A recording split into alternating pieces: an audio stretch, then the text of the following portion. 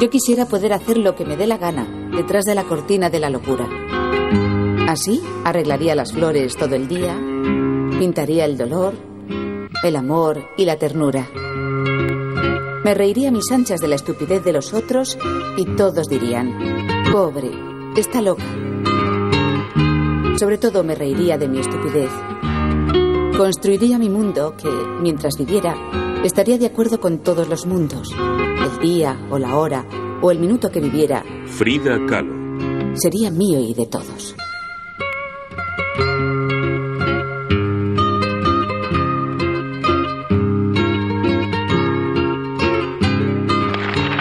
¿Quién es Frida? Es una obra, es un personaje memorable y es el desafío al sufrimiento a través de la creación. Frida era anormal, no en el sentido de ser un desastre, sino en el sentido de creatividad, ¿no? En su vida, en su imaginación, en todo, estaba llena de cosas muy excepcionales, ¿no? Yo encuentro que ella falseaba un poco las cosas en el diario, precisamente en aras de hacer literatura. Por eso no es diario. Los diarios tienden a ser espontáneos. Frida comenzó a ser celebrada, admirada, y como todo mito, rodeada de fabulaciones a mediados de los 70. Su obra me parece morbosa y me parece pues, de una gente enferma, ¿no? Yo siempre consideré que Frida era una gente enferma desde el punto de vista psicológico, ¿no? Lo que mayormente nutre a su pintura es su propia narrativa, la narrativa de su biografía. Sus cuadros, sumados y alineados, es como una historia que nos va contando lo que le va aconteciendo.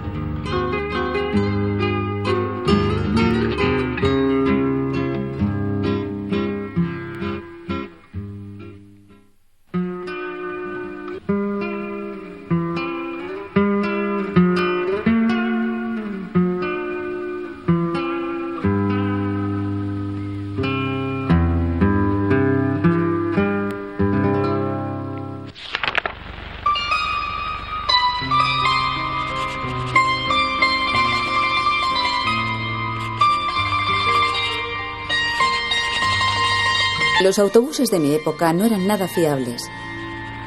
Empezaban a circular y eran muy apreciados. Los tranvías estaban vacíos. Yo me subí al autobús con Alejandro Gómez Arias.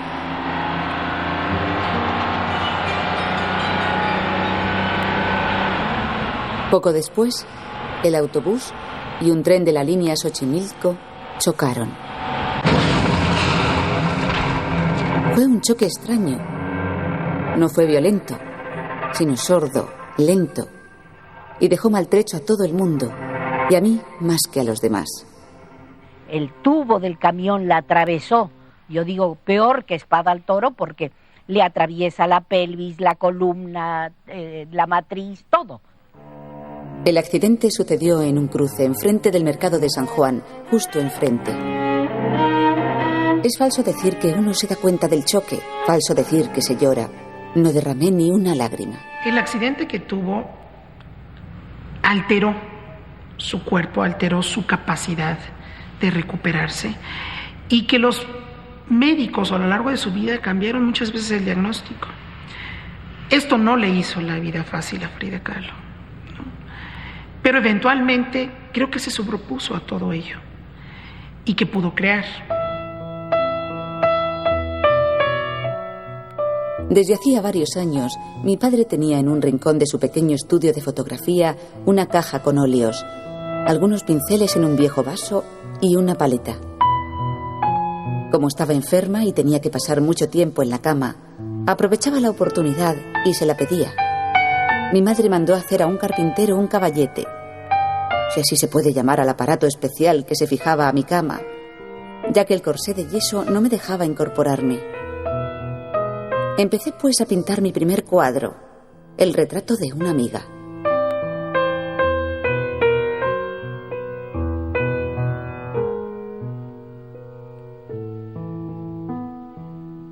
Yo creo que el interés de Frida por las artes visuales empezó muy joven, pero creo que se fructifica como vocación hacia 1927.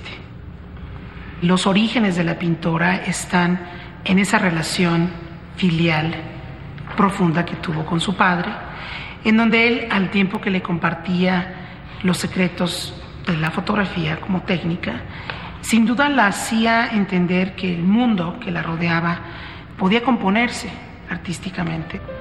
Esa juventud, esa infancia y juventud de Frida en Coyoacán debió de haber estado marcada por estas experiencias de carácter artístico.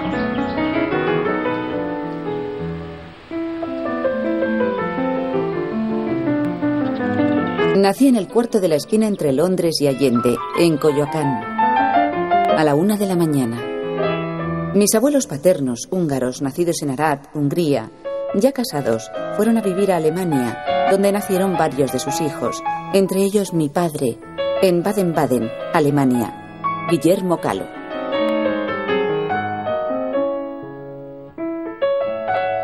Él emigró a México en el siglo XIX. Radicó aquí siempre, toda su vida. Se casó con una muchacha mexicana. Al morir muy joven su señora, se casó con mi madre, Matilde Calderón y González.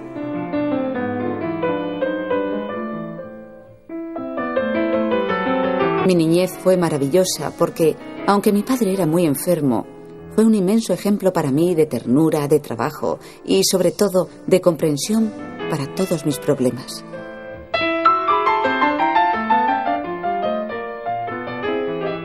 Ella nació con espina bífida y después tuvo un ataque de poliomielitis.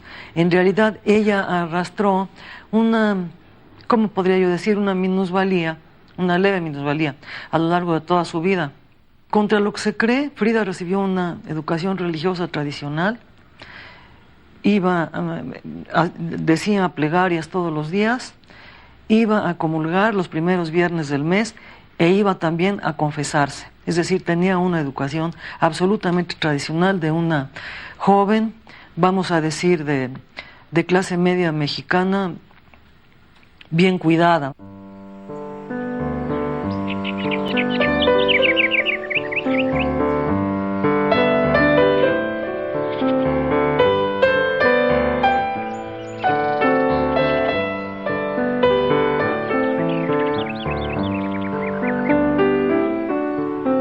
Debía de tener 6 años, cuando viví intensamente la amistad imaginaria con una niña de mi misma edad, más o menos. No recuerdo su imagen ni su color, pero sí que era alegre. Se reía mucho. Era ágil y bailaba como si no tuviera peso ninguno.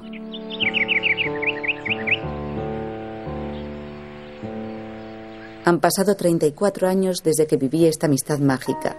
Y cada vez que la recuerdo, se aviva y acrecienta más y más dentro de mi mundo.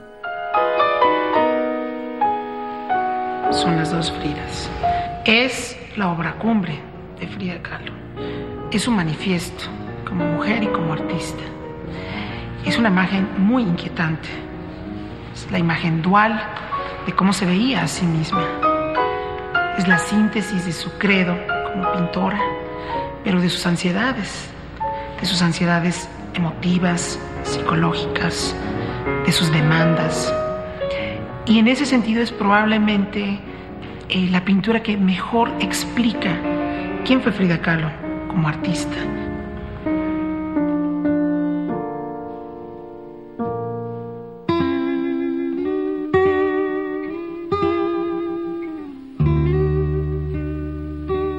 Me pinto porque paso mucho tiempo sola. Y porque soy el motivo que mejor conozco.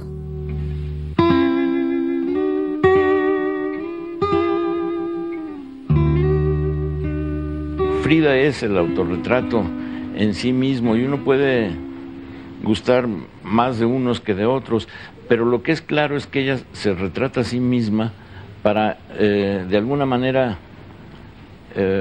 al mismo tiempo que encuentra una fuente expresiva, una forma expresiva que le es absolutamente propia, enfrentarse al dolor en diversas instancias.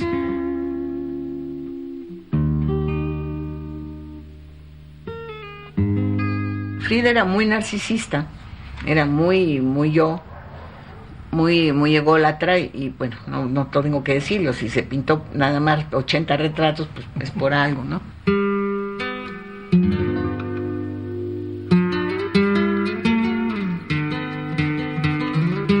Si no hubiera tenido ese rostro tan especial, no se hubiera autorretratado tantísimas veces como lo hizo.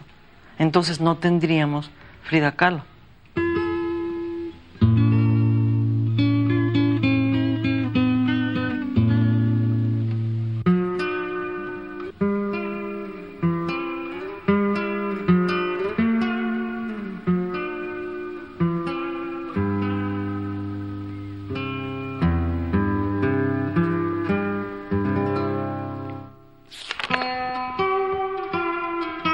Me enamoré de Diego y eso disgustó a mis padres, porque Diego era comunista. Y según ellos se parecía a un Bruegel gordo, muy gordo. Decían que era como el matrimonio de un elefante y una paloma. A pesar de todo, nos casamos el 21 de agosto de 1929.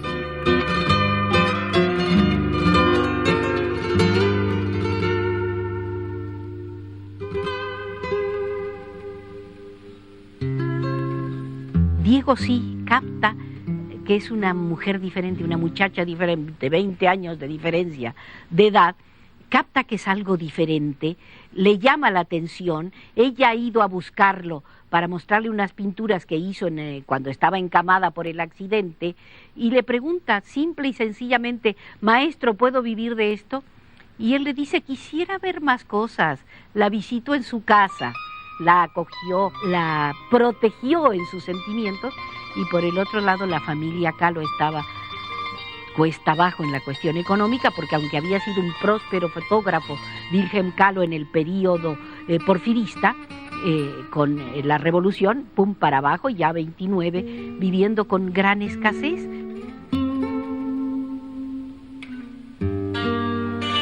Encontró en Diego a un cómplice y a un aliado. Lo que es un hecho es que no había otra manera para Frida abandonar el hogar materno que o casada, ¿no?, o huyendo con Diego Rivera. Por otro lado, creo que Frida le hacía una gran ilusión, en un principio, el rol de la esposa, que le podía dar hijos, pero pronto se dio cuenta que esto no iba a funcionar tan convencionalmente.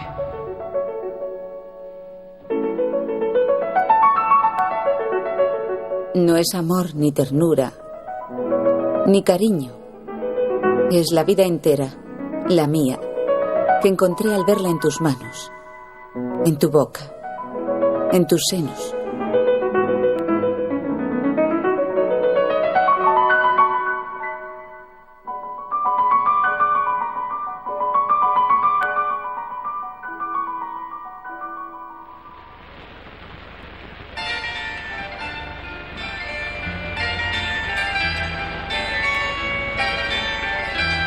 La ciudad permitía que uno fuera vecino de casi todos. Eran unos cuantos barrios, era una misma disposición de trato. Las reuniones, las fiestas convocaban más o menos a la misma gente. Me tocó ver la parte final de ese grupo y de esa generación y sí, el trato era muy, muy frecuente, porque para ellos la ciudad eran los amigos.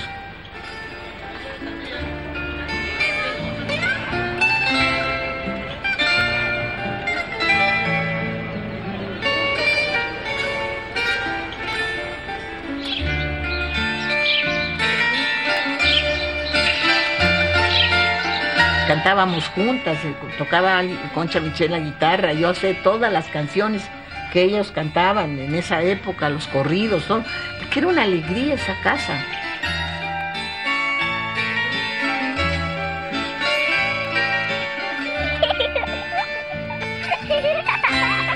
Frida era muy cariñosa con los niños, le encantaba estar rodeada de niños. Había milpas y casas campesinas ahí alrededor de la casa. No estaba todo construido, entonces Frida le encantaba que los niños que vivían en las casas campesinas vinieran a visitarla y les hacía fiestas y les hacía piñatas y todo. Nada vale más que la risa. Hay que reír y abandonarse. Ser ligero. La tragedia es lo más ridículo que tiene el hombre. Mi padre siempre le chiflaba a Frida. Cuando llegaba, empezaba a chiflar Internacional y entonces Frida ya sabía que había llegado mi papá. Mi padre llegaba, cuando ella tenía problema con algún cuadro, recuerdo muy bien el cuadro de Moisés, el Moisés, que es muy famoso. Ella estaba ya muy cansada y entonces le decía, oye, quiero que veas lo que estoy haciendo. Entonces ya mi padre llegaba y le corregía los cuadros, ¿no? Si algo le dio Diego Rivera a Frida Kahlo fue la posibilidad de ahondar en los aspectos técnicos. Frida Kahlo tiene varias pinturas que son absolutamente de un magnífico nivel, incluso técnico, no solo iconográfico. Digamos que Frida estaba junto a un monstruo de la pintura mexicana. ¿Cómo no le iba a aprender? Eres tú a quien amo hoy. Te amo con todos los amores. Yo quiero que tú vivas contento, aunque yo te dé siempre mi soledad absurda y la monotonía de toda una complejísima diversidad de amores.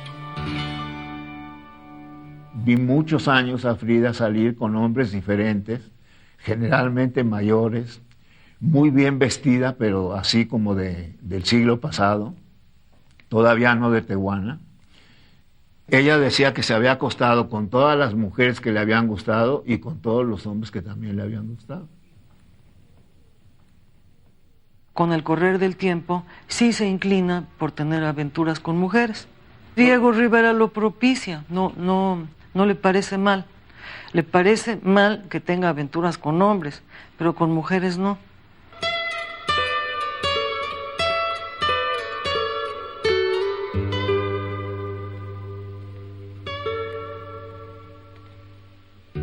Yo no creo que Frida haya jugado roles radicales. Yo creo que ella reconocía su libertad sexual y la asumía plenamente y se permitía reconocer sus cualidades femeninas y masculinas, ¿no? En esto sin duda yo creo que ayudaba la figura de Diego Rivera. La relación entre ellos en ese sentido no era nada convencional. Pienso que trató de sacar partido de su condición de pintora, de mujer de Diego Rivera, a quien le tuvo una fidelidad absoluta y total, aunque haya tenido 27 amantes, ¿no?, masculinos y otros tantos femeninos. La fidelidad con Diego Rivera fue rotunda. Nadie sabrá jamás cómo quiero a Diego. No quiero que nada le hiera, que nada le moleste y le quite la energía que él necesita para vivir. Vivir como a él le dé la gana. Pintar, ver, amar, comer, dormir, sentirse solo, sentirse acompañado, pero nunca quisiera que estuviera triste. Si yo tuviera salud, quisiera dársela toda.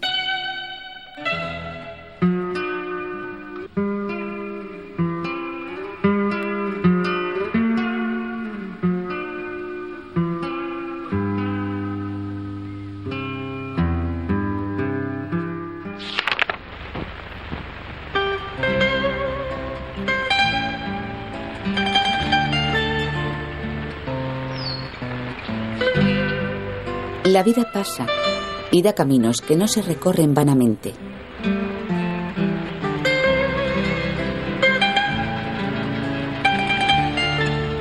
Siempre habrá rostros míos, mexicanos, de piel oscura y bella forma de elegancia sin límites.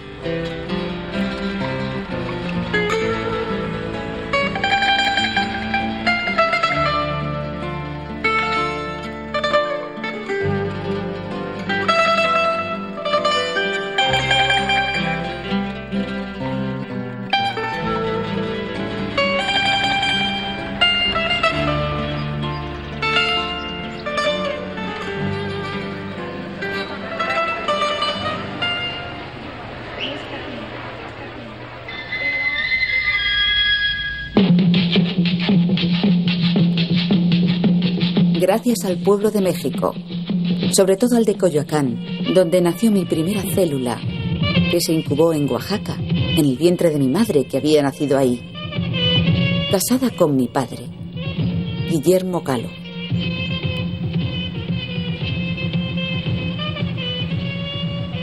era profundamente mexicana, muy orgullosa de la cultura de México. Esta mexicanidad era asumida plenamente en todos los sentidos, ¿no? Creo que más por el hecho de que reconocía que en sus venas había también algo de extranjera. Eso la hacía reafirmar más su mexicanidad, ¿no?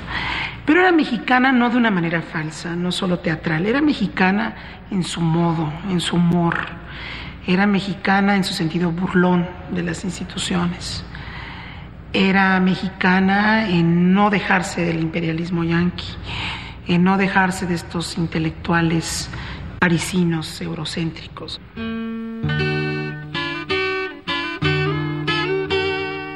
Durante una época me vestí como un chico.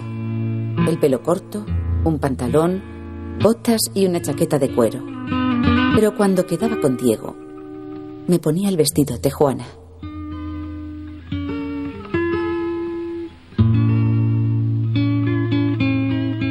Había adoptado la ropa mexicana como una característica de recuperación de lo nacional, de manera de señalar la disidencia respecto a lo que era la uniformidad de la moda.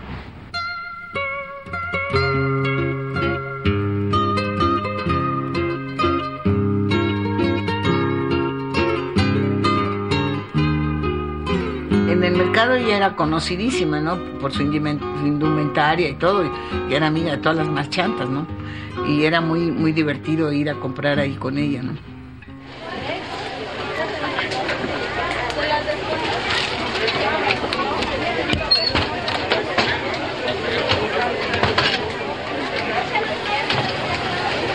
¿Y para el señor? Nada. ¿No? ¿Dónde por acá?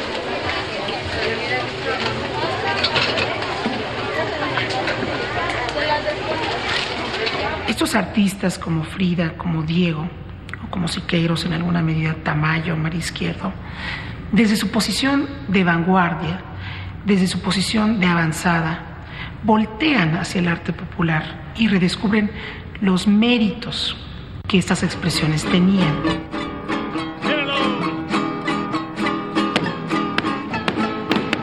Volaron 4 palomas por todita las ciudades. Hoy por ser día de tu santo te deseamos felicidades. Con jazmines y flores este día voy a adornar. Hoy por ser día de tu santo te venimos a cantar. Ella era una gran coleccionista de exvotos populares. Y digamos que ese coleccionismo de exvotos tuvo bastante que ver en algunos de los rasgos estilísticos que ella muestra en su arte. Hoy por ser día de tu santo te venimos a cantar. Frida era una coyoacanense de hueso colorado, se iba a Estados Unidos donde tenía incentivos intelectuales de lo más sofisticados y añoraba a su Coyoacán querido y añoraba a su familia, en fin. Sale con Diego primero a Cuernavaca, dijimos. De ahí saltan en el 30 a Estados Unidos.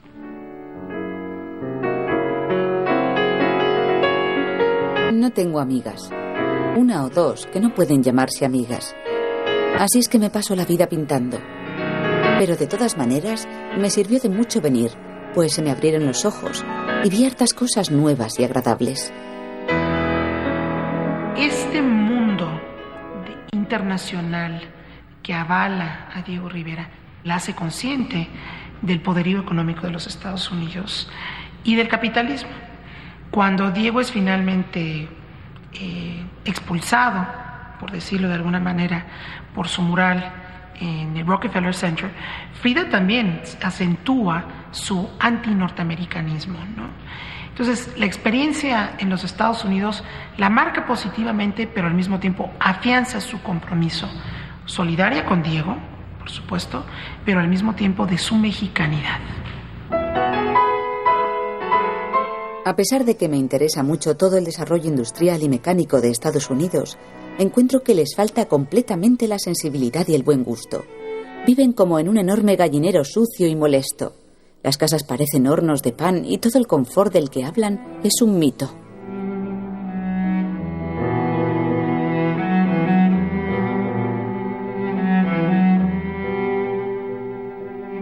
En la etapa de Detroit tuvo lo que se conoce como un aborto. No sabemos exactamente qué haya sido, si era un embarazo molar y luego tuvo lugar ese desenlace o realmente fue un aborto.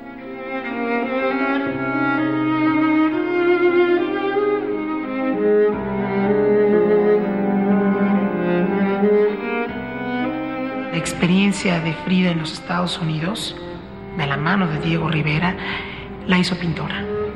Es decir, le hizo ver que tenía la facultad como artista de transmitir una visión personalizada del mundo que le rodeaba.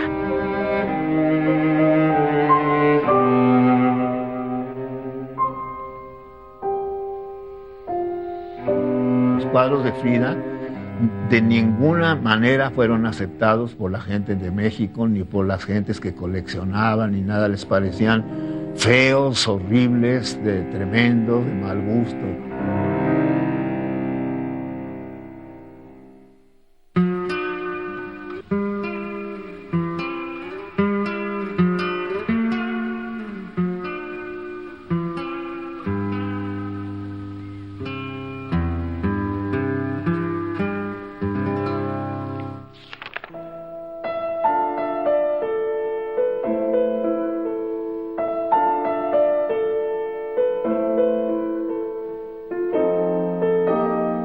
¿Por qué le llamo mi Diego? Nunca fue ni será mío. Es de él mismo.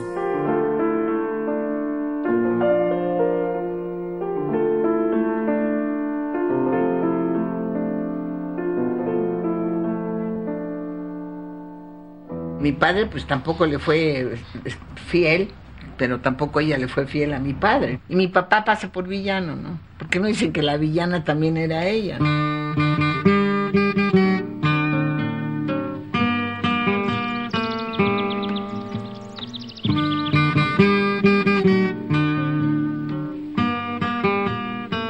Yo pienso que ninguna de las relaciones de Diego le importaron, salvo la que tuvo con su hermana.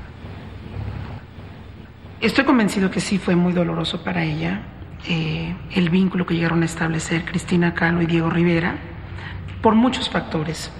No solo es la lectura tradicional de la esposa engañada, sino porque Cristina era, en muchos sentidos, el alter ego de Frida Kahlo en su juventud. Frida veía a Cristina como la mujer absolutamente bella, absolutamente femenina, que su cuerpo era la encarnación perfecta de esta feminidad, de esta fecundidad que ella no tuvo. Y en ese sentido la traición es doble. Es la hermana que adora, que quiere, y que la traiciona con el hombre que más ama.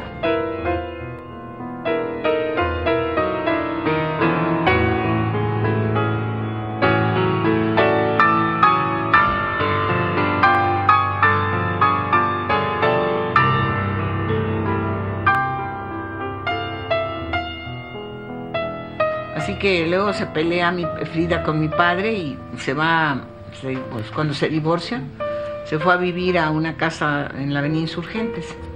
Pero yo nunca me di cuenta que mi padre estuviera enredado con Cristina. Sin duda la perdona, sin duda Cristina regresa al círculo familiar. El amor y el cariño que le tenía a su hermana y a sus sobrinos era mayor que la traición. Sin embargo, creo que es una espina que Frida se llevó a su tumba. Diego, verdad es muy grande que yo no quisiera ni hablar, ni dormir, ni oír, ni querer. Pintarte quisiera, pero no hay colores por haberlos tantos en mi confusión.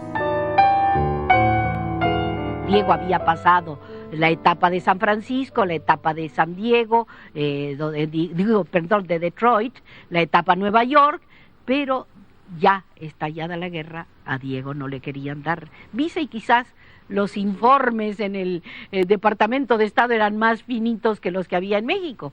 Pero logra, ayudado por Paulette Goddard, esta visa, pasa a Estados Unidos, pero ya llegado a San Francisco decide entablar el divorcio.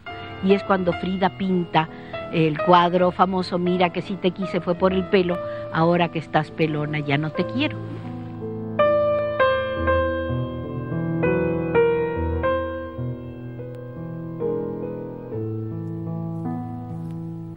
Con gran asombro mío, Julián Levy me escribió una carta en la que dice que alguien le habló acerca de mis cuadros y que le interesaría mucho organizar una exposición en su galería.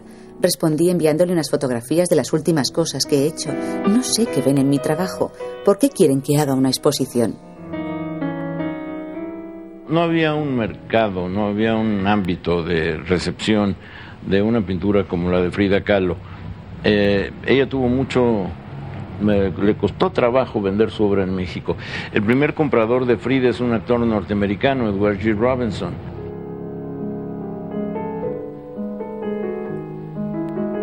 Mientras yo estaba ocupada en la terraza con la señora Robinson, Diego le enseñó mis cuadros y compró 4 por $200 cada uno. Yo pensé extrañada. De este modo podría ser libre. Podría viajar y hacer lo que quisiera sin tener que pedir la mosca a Diego.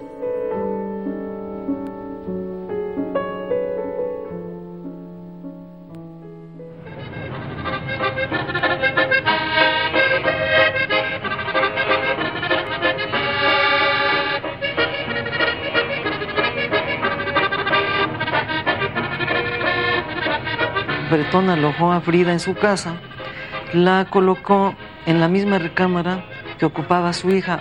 Fue desordenado para la recepción de las 17 pinturas que se exhibieron ahí en la galería Renaud École. Lo que tenemos que tener en cuenta es que Bretón nunca ganaba dinero. Bretón no era un hombre rico. Yo no sabía que era surrealista, hasta que André Breton vino a México a contármelo. Lo único que sé es que pinto porque lo necesito, y que siempre pinto lo que se me pasa por la cabeza sin pensar en nada más.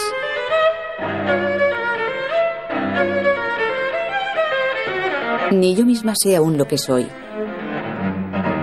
Lo que pinto no son mis sueños, sino mi propia realidad.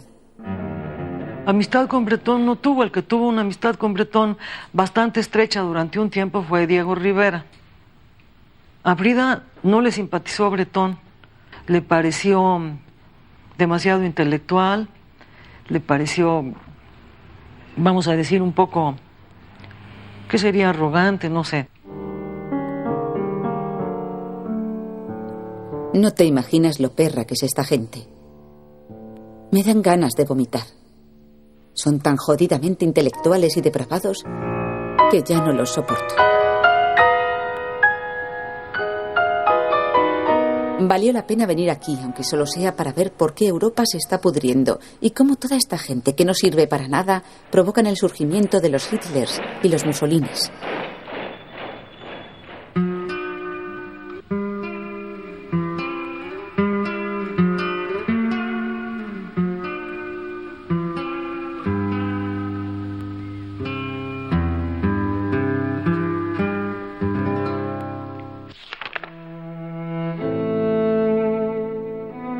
La tristeza se refleja en toda mi pintura.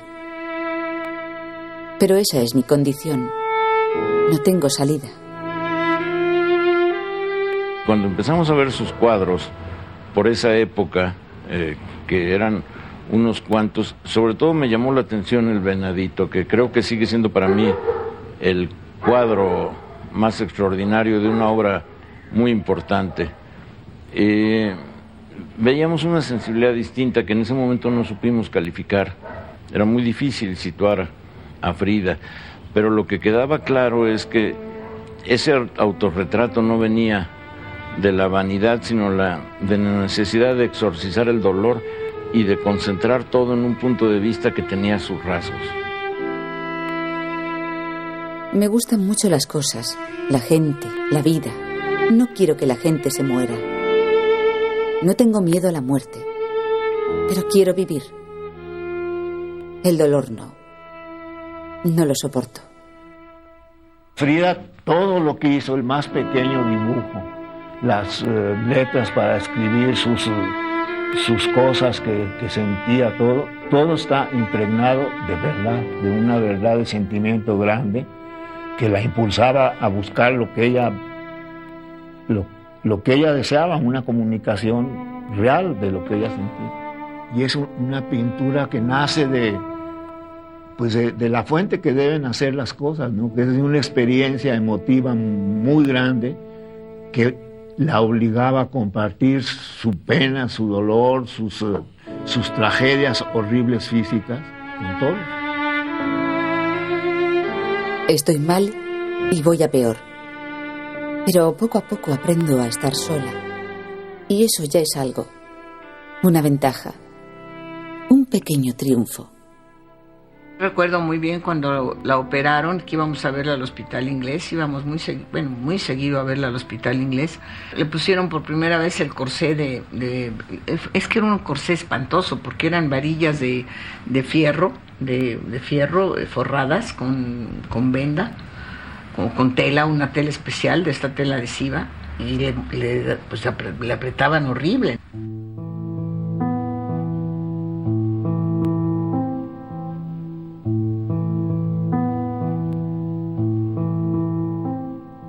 Pero en el 46, apenitas terminando la guerra, los médicos empezaron a ejercitar ya fuera de los terrenos de guerra lo que eran los nuevos injertos. Un médico norteamericano le propone injertarle vértebras, pero entonces era un riesgo muy grande y a Frida se le pudrieron las vértebras.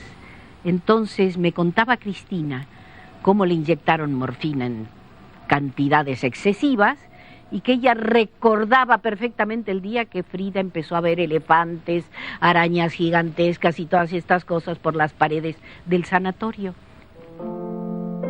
Mis cuadros están bien pintados, no con ligereza, sino con paciencia. Mi pintura lleva el mensaje del dolor. Creo que al menos interesa a algunas personas. Tuvo un gran coleccionista, Morillo Zafra, ¿no? Que fue su único coleccionista, vehemente, seguidor, al cual ella supo canalizar muy bien ciertas pinturas que ella consideraba las fundamentales. Ya casi le termino su primer cuadro, que desde luego no es sino el resultado de la maldita operación. Estoy yo sentada al borde de un precipicio, con el corsé de cuero en una mano. Atrás estoy en un carro de hospital acostada, con la cara hacia un paisaje. Un trozo de la espalda descubierta, donde se ve la cicatriz de las cuchilladas que me hicieron esos indeseables cirujanos.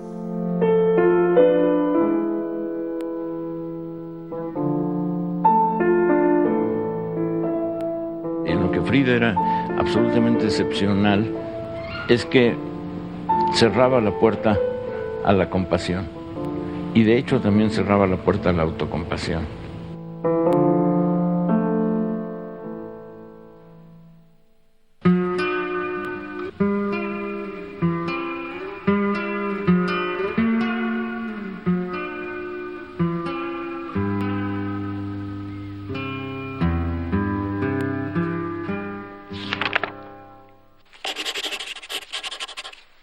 Tengo mucha inquietud en el asunto de mi pintura, sobre todo por transformarla para que sea algo útil al movimiento revolucionario comunista. Pues hasta ahora no he pintado sino la expresión honrada de mí misma, pero alejada absolutamente de lo que mi pintura pueda servir al partido. Debo luchar con todas mis fuerzas para que lo poco positivo que mi salud me deje hacer sea en dirección a ayudar a la revolución, la única razón real para vivir. Frida perteneció al grupo de los cachuchas. Los cachuchas no eran siquiera izquierdosos, Era gente democrática, liberal, avanzada, tanto así que Alejandro Gómez Arias, uno de los principales cachuchas, dirigió o fue cabeza de la autonomía universitaria.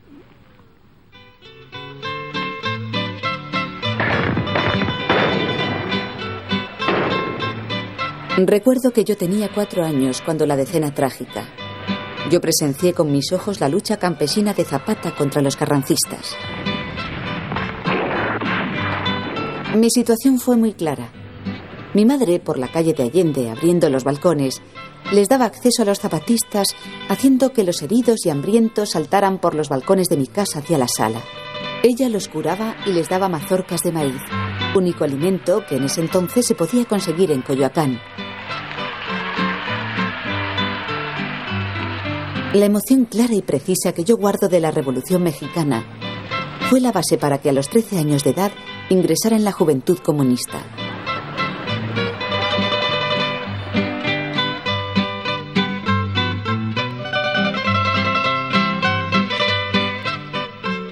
Frida no tuvo militancia política sino al calor de Diego, que ella en lo personal durante la guerra fue un agente que ayudó a los españoles refugiados tras la guerra de España, que se rebeló personalmente, no públicamente, en contra del nazifascismo.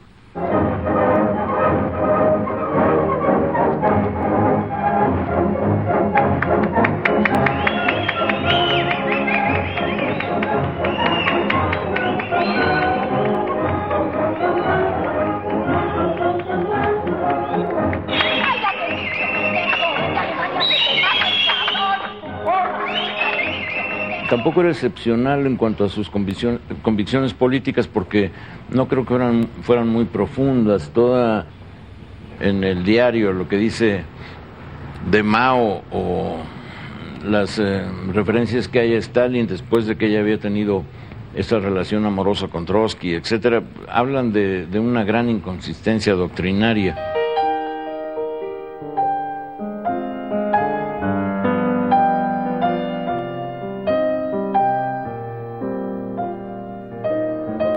Para León Trotsky, con todo cariño, dedico esta pintura el día 7 de noviembre de 1937. Bueno, después tuvo que rechazar simbólicamente ese cariño ya cuando había tenido lugar el asesinato de Trotsky. Desde hace 25 años soy un ser comunista. Comprendo claramente la dialéctica materialista de Marx, Engels, Lenin, Stalin y Mao Zedong. Los amo como a los pilares del nuevo mundo comunista. Ya comprendí el error de Trotsky desde que llegó a México. Yo jamás fui trotskista, pero en esa época, 1940, yo era solamente aliada de Diego.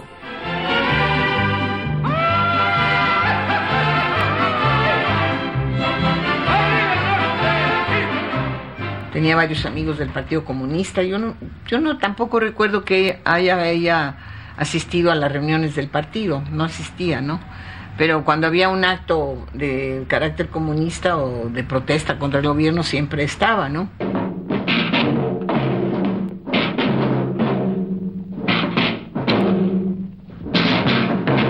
Vi a Frida Kahlo por única vez, un momento que era absolutamente memorable para mí, una manifestación en defensa del régimen de Jacobo Arbenz en Guatemala. Y llegó una camioneta, de ahí bajaron a Frida y Diego Rivera la condujo en silla de ruedas a lo largo de la manifestación.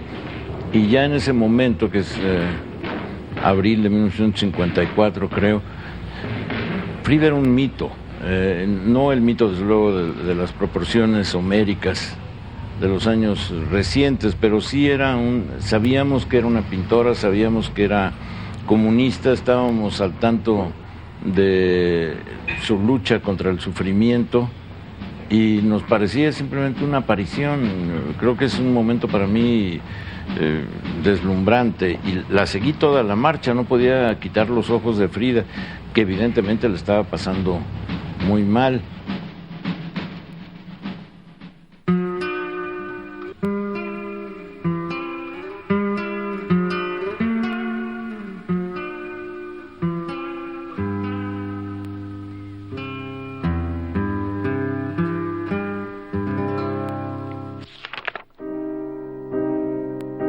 Me amputaron la pierna hace 6 meses. Me han parecido siglos de tortura y en momentos casi perdí la razón. Sigo sintiendo ganas de suicidarme. Diego es el que me detiene por mi vanidad de creer que le puedo hacer falta. Él me lo ha dicho y yo le creo. Pero nunca en la vida he sufrido más. Esperaré un tiempo. El accidente de la pierna la limitó completamente, le paró todo el ímpetu que tenía. Mi papá sufría espantosamente, ¿no? Para mi padre esos años fueron dolorosísimos. Y gran parte del dinero que ganaba se le iba en pagar todas las enfermedades de Frida, ¿no? Y ella se había refugiado en la droga, porque cuando le traían un psiquiatra, un psicoanalista, lo primero que tenía a la mano fuera una botella o una pieza prehispánica, volaba por los aires en plan de ataque a este especialista. El problema de la droga era un problema para aliviar el sufrimiento, no era ni la mínima, no había ni en la mínima proporción hedonismo. O tomaba eso o el dolor era absolutamente intolerable. El doctor Faril me salvó. Me volvió a dar la alegría de vivir. Todavía estoy en la silla de ruedas y no sé si pronto volveré a andar. Llevo el corsé de yeso que, a pesar de ser una verdadera lata, me ayuda a sentirme mejor de la columna. No tengo dolores. Solamente un cansancio. Y, como es natural, muchas veces desesperación. Una desesperación que ninguna palabra puede describir. Sin embargo, tengo ganas de vivir. Ya comencé a pintar el cuadrito que voy a regalarle al doctor Faril.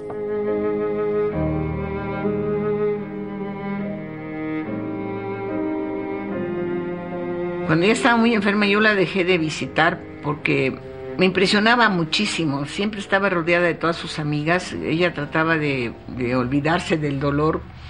Le inyectaban morfina y eso le molestaba a mi padre espantosamente, que le inyectaran morfina.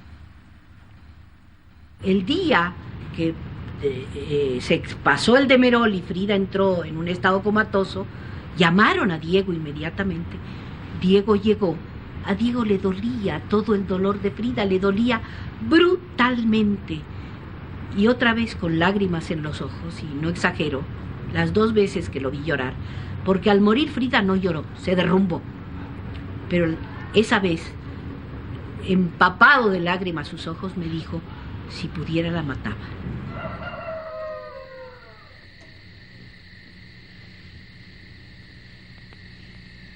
La pintura ha llenado mi vida. Perdí a 3 hijos y otra serie de cosas que podían haber llenado mi horrible vida. Todo eso fue reemplazado por la pintura. El día que hizo su única exposición, la llevaron a la exposición, llevaron la cama, llevaron los judas, llevaron todo. El espectáculo lo montan con la teoría, lo monta Lola Álvarez Bravo, pero no con mala fe, sino que ella quería mucho a Frida y dice, ¿cómo es posible? Frida está muy mal, nunca ha tenido una exposición, ¿cómo es posible que no le hayan hecho una exposición? Yo se la voy a hacer en mi galería. Con amistad y cariño, nacidos del corazón, tengo el gusto de invitarte a mi humilde exposición. Te espero en la galería de esta Lola Álvarez Bravo. Estos cuadros de pintura pinté con mis propias manos. Esperan en las paredes que gusten a mis hermanos. De pintura pinté con mis propias manos. Esperan en las paredes que gusten a mis hermanos. Pues Frida llegó, la acostaron en la cama, estaba bastante bien, ahí recibió y todo, pero ya al rato estaba muy mal y la tenían a cada rato que la llevaban al baño y le daban droga, ¿no? Pero ya eso ya era muy cerca de su muerte, ¿eh? Entonces ese día fue un día espantoso para los que éramos amigos y que la queríamos, de verla muriéndose. No cabía la gente, ¿no? Y los cuadros preciosos, muchos desconocidos para la mayoría de la gente. Y no retratos nada más, ¿no? Cuadros muy, muy bonitos, con muchas ideas personales, color precioso y de una superioridad artística grande, y no eran cuadros regionalistas, ni así ni chauvinistas, ni de querer ser muy mexicanos y esas cosas, ¿no? Era un sentimiento personal de una gente fuera de serie, ¿no? Espero alegre la salida. Y espero no volver jamás. Frida. No es de extrañarse que las páginas del diario estén cargadas de esta desesperación y de esta angustia. Tampoco podría yo desechar anímicamente el suicidio. Que haya sido capaz de ejecutarlo, no lo sabremos nunca.